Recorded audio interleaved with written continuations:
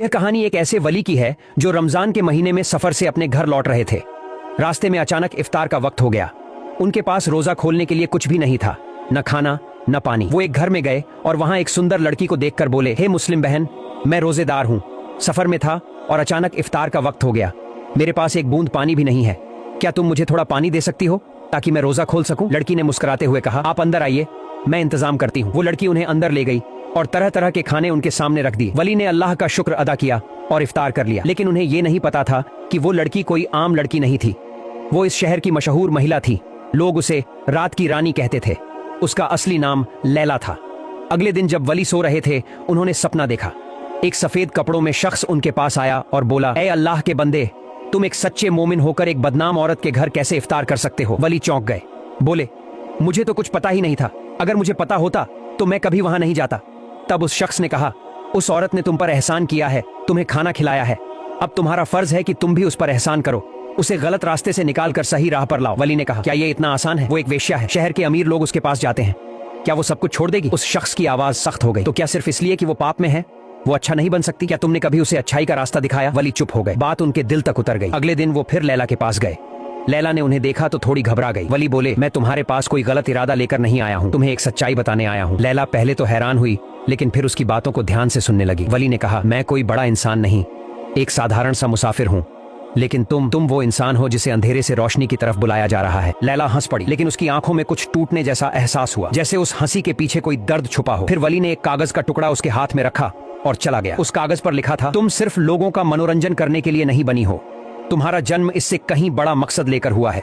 क्या तुम सच्चाई को जानना चाहती हो? लैला सारी रात सो नहीं पाई, उसका दिल बेचैन हो गया। वो सोचने लगी, ये कौन था, क्यों आया था मेरे पास? अगले दिन वो उस वली की तलाश में निकल पड़ी, लेकिन बहुत कोशिशों के बाद भी वो नहीं मिला। आखिरकार वो शहर के हाकिम के पास पहुंची और उस शख्स के बारे में पूछा। हाकिम थोड़ा हैरान हुआ और धीरे से बोला, लैला, वो आदमी कोई आम इंसान नहीं है, तुम्हें पता है वो कौन है? लैला बोली, नहीं, बस इतना जानती हूं कि उसने मुझे सवालों में उलझा दिया है। हाकिम ने कहा, वो एक साधक है, उसका नाम जायद है। पहले वो एक अमीर व्यापारी था, लेकिन फिर उसने सब कुछ छोड़ दिया और सच्चाई की तलाश में निकल पड़ा। वो सिर्फ उन्हीं के पास आता है जिनके लिए अल्लाह की कोई खास योजना होती है। यह सुनकर लैला का दिल कांप गया। वो यकीन नहीं कर पा रही थी कि अल्लाह का एक वली उसके जैसी औरत के लिए आया था। फिर उसने हाकिम से उस वली का पता लिया और उसे ढूंढने निकल पड़ी। उधर वो वली एक मस्जिद में बैठे थे। जैसे ही उन्होंने लैला को आते देखा, उनके चेहरे पर मुस्कान फैल गई। वो धीरे से बोले, तुम आ गई, मुझे भरोसा था तुम जरूर आओगी। लैला की आवाज सूखी और भारी थी। उसने पूछा, आपने मुझे इन सवालों के सामने क्यों खड़ा कर दिया? वली मुस्कुराए और बोले, क्योंकि तुम जानती हो कि तुम सिर्फ एक रात की सुंदरता के लिए नहीं बनी हो, अल्लाह ने तुम्हें एक घर की रानी बनने के लिए भेजा है। यह सुनकर लैला का दिल फिर से कांप उठा। वली ने फिर पूछा, लैला, तुम इस रास्ते पर कैसे आई? क्या कभी अपने आत्मसम्मान के बारे में सोचा? लैला की आंखें भर आईं, आंसू बहते हुए बोली, कोई लड़की अपनी मर्जी से अपनी इज्जत नहीं बेचती, हालात उसे मजबूर कर देते हैं।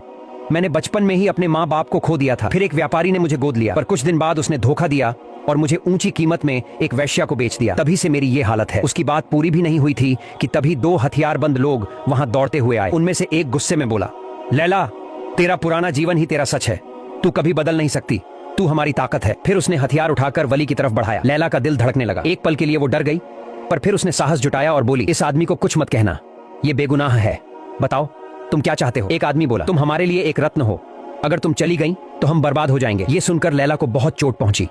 उसे ऐसा लगा जैसे वो कोई इंसान नहीं, सिर्फ एक चीज है, एक सामान। तभी वली ने बहुत शांत स्वर में कहा, इंसान की असली कीमत उसके दिल से तय होती है, अगर तुम सच में मुक्ति चाहती हो तो अब फैसला करना होगा। लैला ने गहरी सांस ली और बहुत शांत आवाज में कहा, मैं अब उस जीवन में वापस नहीं जाना चाहती। तभी एक आदमी उस पर झपटा, लेकिन उससे पहले वली उसके सामने आ गए। उस आदमी ने वली को जोर से धक्का दिया और वली जमीन पर गिर गए। यह देख लैला चिल्ला पड़ी। गुस्से और डर के बीच उसने एक पत्थर उठाया और उस आदमी के सिर पर मार दिया। फिर वह वली को उठाकर वहां से भागी। वो दोनों तेजी से दौड़ रहे थे, पीछे से लोगों की आवाजें आ रही थीं, लेकिन लैला के दिल में अब बस एक ही बात थी, मैं मुक्ति चाहती हूँ, मैं सच्चाई चाहती हूँ। कुछ समय बाद वे एक पुरानी इमारत में पहुंचे और वहां छिप गए। वली, जिनका नाम जायद था, उनके माथे से खून बह रहा था। उन्हें बुखार था, लेकिन आंखों में शांति थी। थकी आवाज में बोले, लैला, तुम अपनी पहली जंग जीत चुकी हो। लैला हाँफते हुए बोली, लेकिन मेरी राह तो अभी शुरू भी नहीं हुई है, पता नहीं आगे क्या होगा। जैद मुस्कुराए और बोले, यही तो असल बात है, मुसाफिर की राह कभी आसान नहीं होती। उधर शहर के एक कोने में फिर से वही लोग इकट्ठा हो रहे थे। उन्हें पता था कि लैला भाग गई है, लेकिन ये नहीं पता था कि अब लैला रात की रानी नहीं रही। वो एक नई राह पर चल पड़ी थी। पुरानी इमारत में छुपी लैला का दिल अब भी तेज धड़क रहा था, लेकिन अब उस धड़कन में डर नहीं, साहस था, मुक्ति का स्वाद था। फिर वो जायद से धीरे से बोली, अब हम क्या करेंगे? तब जायद ने थोड़ी देर सोचकर कहा, तुम्हें शहर छोड़ना होगा लैला, लेकिन ये अंधेरी दुनिया तुम्हें इतनी आसानी से नहीं जाने देगी। ये सुनकर लैला चुप हो गई। फिर धीमी आवाज में बोली, पर मैं कहाँ जाऊं? इस दुनिया में मेरा कोई नहीं है। जायद ने बड़ी शांति से जवाब दिया, अल्लाह के दरबार में जिसका कोई नहीं होता वही सबसे ताकतवर होता है। अल्लाह पर भरोसा रखो। उन्होंने वादा किया है, जो उनकी राह पर चलना चाहता है उसके लिए वे कई रास्ते खोलते हैं। इसके बाद वे रात के अंधेरे में शहर से बाहर निकल पड़े, लेकिन थोड़ी ही दूर चलने पर उन्हें देखा कि शहर की सीमा पर हथियार लिए लोग गश्त कर रहे थे। लैला ने गहरी सांस ली। तब जायद ने उसके कंधे पर हाथ रखकर कहा, डरने की जरूरत नहीं है। शहर में एक पुरानी सुरंग है जिसे बस कुछ लोग ही जानते हैं, हम उसी से निकलेंगे। लैला हल्के से मुस्कुराई और बोली, डर किसका? आप साथ हैं तो डरने की कोई बात ही नहीं, लेकिन मैं किसी भी तरह से मुक्ति चाहती हूँ। वे सुरंग के रास्ते चलने लगे। कुछ ही देर में पीछे से पैरों की आवाजें आने लगीं, जैसे कोई उनका पीछा कर रहा हो। जायद ने लैला की ओर देखा और गंभीर स्वर में कहा, अब यह तुम्हारे ऊपर है लैला। क्या तुम रोशनी की ओर जाना चाहती हो या फिर अंधेरे में लौटना? लैला ने आंखें बंद की, फिर धीरे से कहा, मैं रोशनी चाहती हूँ, मैं अंधेरे में नहीं लौटना चाहती। फिर थोड़ी देर चुप रहकर उसने फुसफुसाते हुए पूछा, क्या हम पकड़े जाएंगे? जायद की आवाज में गहराई थी। उन्होंने कहा, सच का रास्ता कभी आसान नहीं होता, लेकिन जो अल्लाह पर भरोसा रखते हैं वो कभी हारते नहीं। वे आगे बढ़ते गए। सुरंग के आखिर में एक लोहे का दरवाजा था जो सिर्फ बाहर से खुल सकता था। ये देखकर लैला घबरा गई और बोली, अब क्या होगा?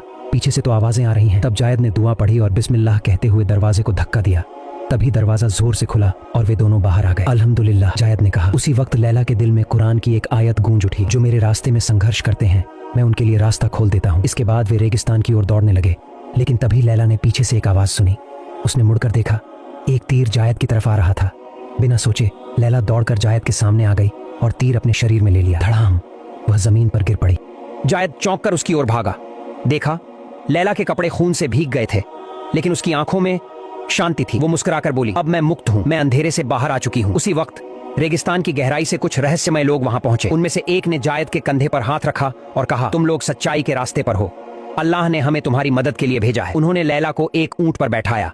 जायद ने हैरानी से पूछा, आप लोग कौन हैं? उनमें से एक बोला, हम वो यात्री हैं जो रोशनी का रास्ता ढूंढते हैं, और अब लैला भी हमारी साथी बन चुकी है। दूर से हथियारधारी उन्हें देख रहे थे, लेकिन अब वे आगे बढ़ने की हिम्मत नहीं जुटा पा रहे थे। फिर 3 दिन और 3 रातों की लंबी यात्रा के बाद वे एक छोटे से गांव में पहुंचे। लैला ने धीरे से पूछा, हम कहाँ आ गए हैं? एक यात्री ने मुस्कुराकर जवाब दिया, यह है शरण स्थल, सत्य की खोज करने वालों का एक गुप्त ठिकाना। जब लैला गांव के अंदर गई तो एक बुजुर्ग औरत सामने आई और बोली, तुम वही लड़की हो जो अंधेरे से बाहर निकलना चाहती थी? लैला ने नजरें झुका लीं और कहा, मुझे नहीं पता, क्या मैं सच में इस जीवन के लायक हूँ? बुजुर्गा मुस्कुराई और बोली, अल्लाह की रहमत हर पाप से बड़ी होती है, तुम बस एक कदम भरोसे से बढ़ाओ। इसके बाद लैला ने वहाँ एक नया जीवन शुरू किया। वह अब अल्लाह के संदेश और इंसानियत की बातें सीखने लगी। कुछ दिनों बाद जायद उसके पास आए और बोले, अब से तुम सिर्फ लैला नहीं हो, अब तुम अल्लाह की एक नई दासी हो। लैला ने गहरी सांस ली, लेकिन कुछ नहीं कहा। तब जायद ने मुस्कुराकर पूछा, क्या तुम अब भी सोच रही हो? लैला ने धीरे से कहा, हाँ, मैं सोच रही हूँ। असली मुक्ति क्या होती है? जायद हंसते हुए बोले, मुक्ति तब मिलती है जब इंसान अपने रब से खुद से ज्यादा प्यार करना सीख जाता है। ये सुनकर लैला की आंखों से आंसू निकल आए।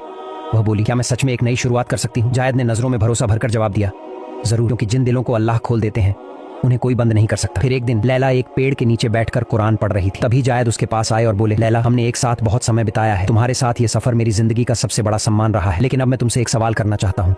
लैला ने मुस्कुराते हुए कहा, बिल्कुल पूछिए। जायद बोले, क्या तुम मेरे साथ अल्लाह के रास्ते पर इस जीवन का बाकी समय बिताना चाहोगी? ये सुनकर लैला की आंखें भर आईं, दिल को एक अजीब सी शांति छू गई।